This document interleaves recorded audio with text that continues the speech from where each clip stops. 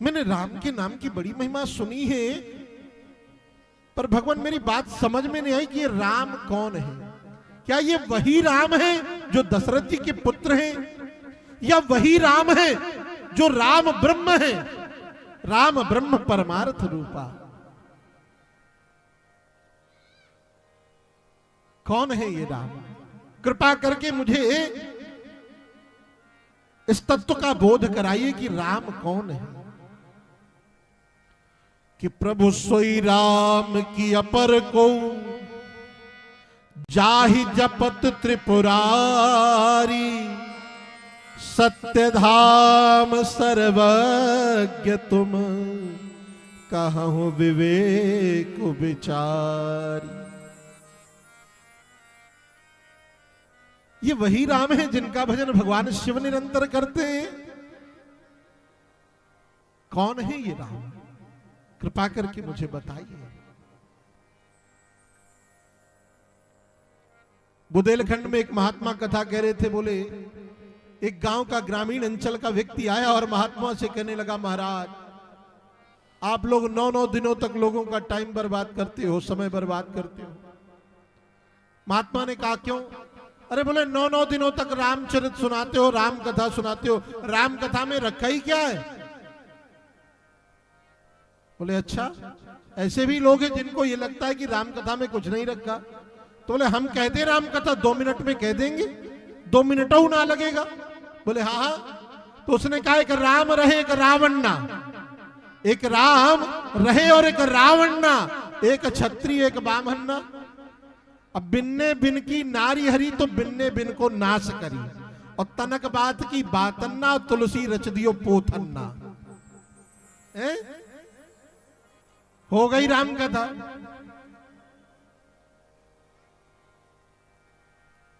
भरद्वाज जी कहते हैं कि मुझे रामचरित सुनाइए, ये राम कौन है?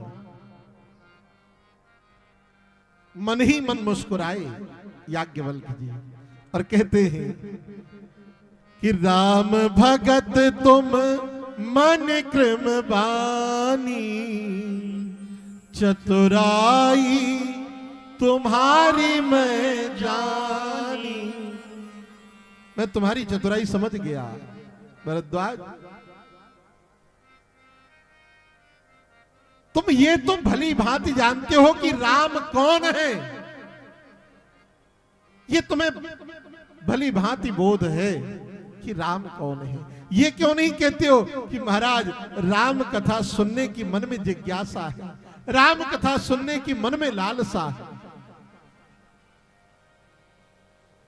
तात सुनहु सादर मन लाई, कहूं राम के कथा सुहाई। चलो यदि तुम कथा सुनना चाहते हो तो मैं तुम्हें कथा सुनाता हूं। पर देखो जो श्रेष्ठ होते हैं ना, वो श्रेष्ठ कोई बात सीधी नहीं प्रकट करते। इतना बोध है याज्ञवल्क्य जी को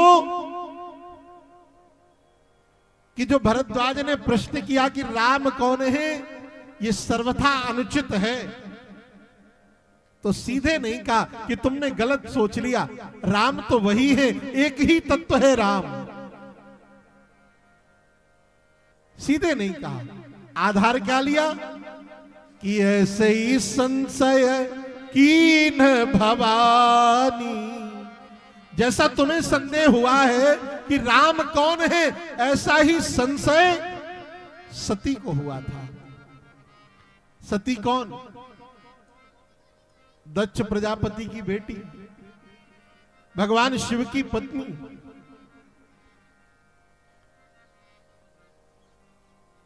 अब आधार ले रहे हैं भरद्वाज जी को कथा सुनाने के लिए याज्ञवल्क्य जी, और वहां लेके चल रहे हैं जहां भगवान शिव कथा सुनने के लिए गए। कहां गए कि एक बार त्रेता जुग माही, शंभु गए कुंभज ऋषि पाही। एक बार की बात है, भगवान शिव के मन में राम कथा सुनने की उत्कंठा ने जन्म लिया, और जब राम कथा सुनने की मन में जिज्ञासा ने जन्म लिया तो भगवान शिव चले। कहा, एक बार त्रेता युग में, त्रेता काल की बात है, अभी की नहीं, त्रेता युग की बात है। शंभु गए कुंभज ऋषि पाही। कुंभज कहेंगे अगस्त को, कुंभ मतलब होता है घड़ा, जिसका जन्म घड़े से हुआ हो उसे कहेंगे कुंभज। अच्छा, कितनी विचित्र बात है, राम कथा के प्रधान रचनाकार या राम कथा को निर्मित करने वाले ही भगवान शिव हैं कि रच महेश निज मानस राखा, पाय सुसमय शिवासन भाका। राम कथा के रचयिता ही भगवान शिव हैं। रच महेश निज मानस राखा, राम कथा की रचना करी और मन में रखा। गोस्वामी तुलसीदास जी तो प्रकाशक हैं, रचयिता तो भगवान शिव हैं। प्रेम से बोलो जय श्री राम। कुछ दरबार लाला हर बाहर कया भा सब हिंठा कर लिया। उधर बैठो, चलो उधर बातें करो। तो राम कथा के प्रधान रचयिता भगवान शिव हैं और प्रकाशक गोस्वामी जी हैं। पर देखो, राम कथा स्वयं भगवान शिव ने लिखी, रची, जो राम कथा के स्वयं समुद्र हैं। पर समुद्र होकर के आज घड़े के पास जा रहे हैं, कुंभद के पास जा रहे हैं। किस लिए? कथा सुनने के लिए। और अकेले नहीं गए, किसके संग गए? संग सती जग जननी भवानी, संग सती जग जननी भवानी, पूजे ऋषि अखिलेश्वर जानी, पूजे ऋषि अखिलेश्वर जानी। संग सती जग जननी भवानी। देखो, कथा श्रोता के लिए कितनी महिमा बताई गई। भगवान शिव कथा सुनने जा रहे हैं और साथ में कौन जा रहा है? सती जा रही है। तो कितने विश्लेषण लगाए, कितनी उपाधि लगाई गोस्वामी जी ने। गोस्वामी जी कहते संग सती, और विश्लेषण क्या दिए? कहे जगत जननी भवानी, जगत मां है, जगदम्बा है, भवानी है। माई भगवती शारदा, माई भगवती शारदा, माई भगवती शारदा, माई भगवती शारदा, माई भगवती शारदा, माई भगवती शारदा, माई भगवती शारदा।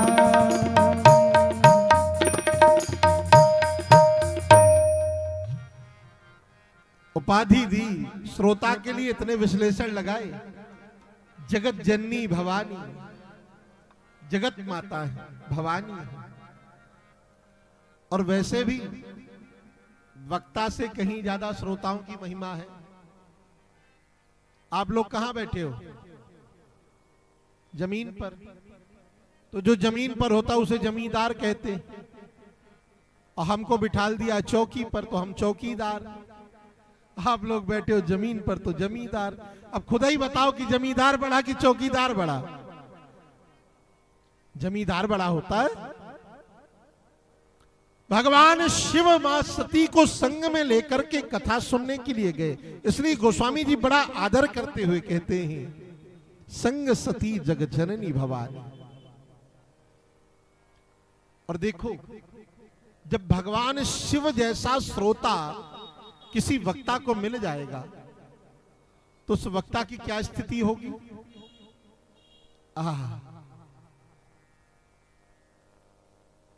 अगस्त ऋषि पूजन करने लगे, साष्टांग प्रणाम किया, अभिवादन करते हुए पूजन करने लगे। आनंद का ठिकाना ना रहा हो। जिस वक्ता को श्रोता के रूप में बाबा मिल जाए उसके तो आनंद का ठिकाना रह ही नहीं जाएगा। पूजन किया, अर्घपाद आचमन से दोनों का, बाबा का और मैया के चरणों का पूजन किया।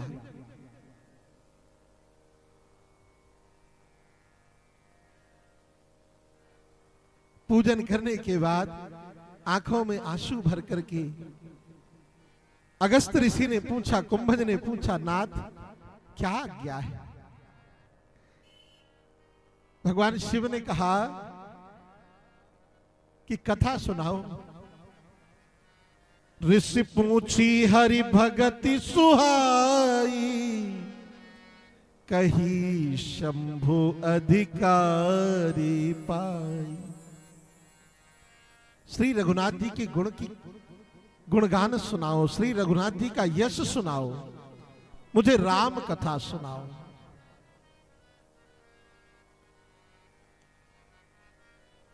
कुंभज ने कथा प्रारंभ करी, कथा सुनकर के गदगद हो गए भगवान शिव।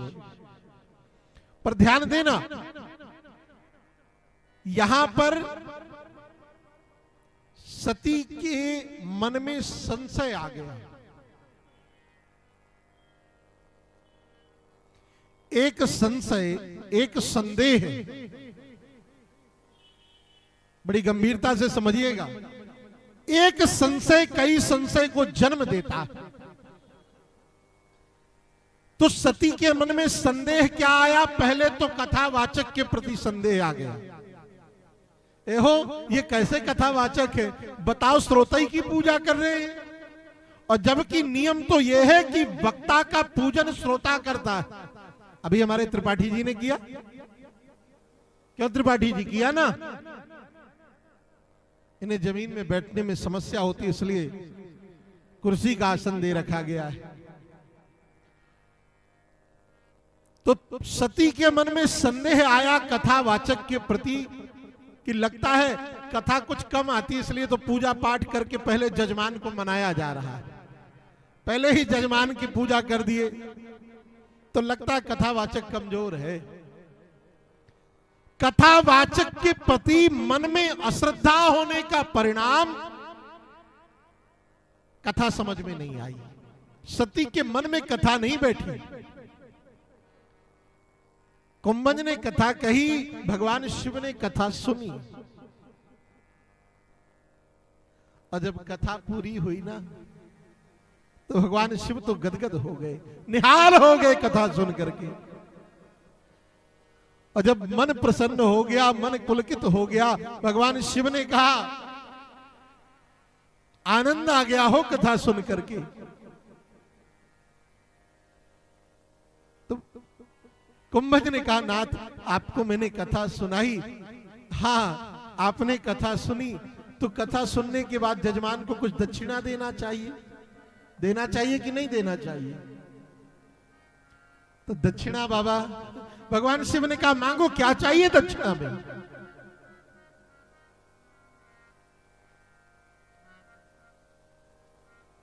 कुंभज ने कहा, बाबा जिनकी कथा सुनाई है ना, उनके चरणों में मेरी दृढ़ प्रीति हो जाए, ऐसी आप कृपा कर दो। यही कथा की दक्षिणा है।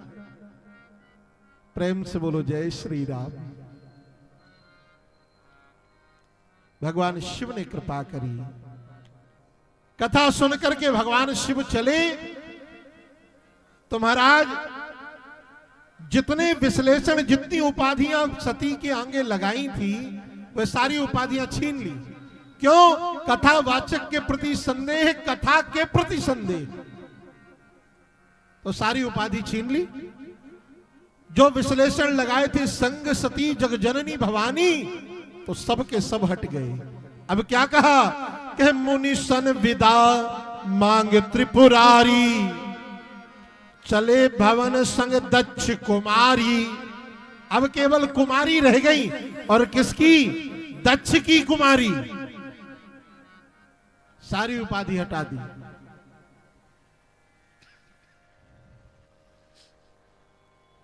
पर भगवान शिव, जिनकी कथा सुनी, उन भगवान राम के दर्शन की लालसा ने मन में जन्म ले लिया।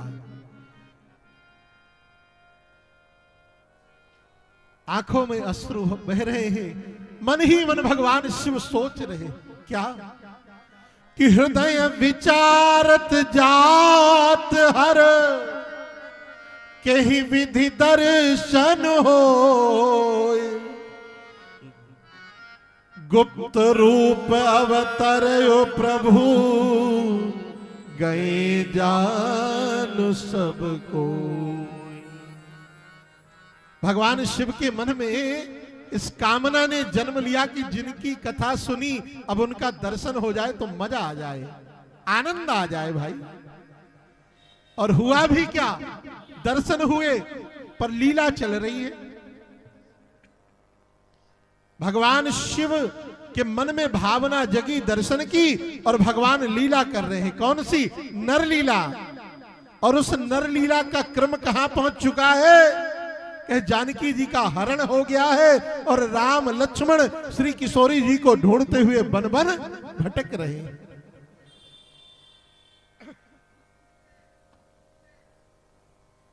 रावण को मारने के लिए भगवान का अवतार हो चुका है, लीला चल रही है, किशोरी जी को ढूंढ रहे हैं, और ढूंढते ढूंढते वृक्षों से पूछ रहे हैं कि हे खग मृगे हैं मधुकर श्रेणी, तुम देखी सीता मृग नैनी। वृक्षों से पूछ रहे हैं, तुमने जानकी को देखा? खग से, मृग से पूछ रहे हैं भगवान राम। वहीं विराज जाए, विराजे ना, यहां बैठेंगे क्या? आप वहां विराजिए ना, हम सुनाते हैं।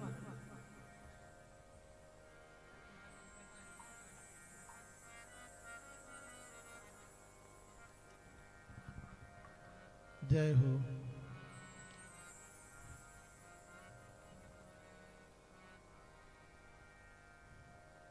क्या कह रहे थे? भूल गया भाई, विषय कहां थे?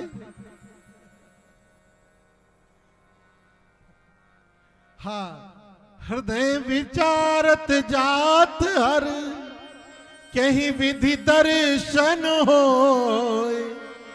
मन में विचार करते जा रहे हैं दर्शन कैसे हो, और राम जी दर्शन दे रहे हैं। लीला चल रही है, भगवान शिव वन वन में भटक रहे हैं किशोरी जी को ढूंढते हुए। तो जब देखा भगवान शिव ने लीला चल रही है, तो वहीं से सर रख करके प्रणाम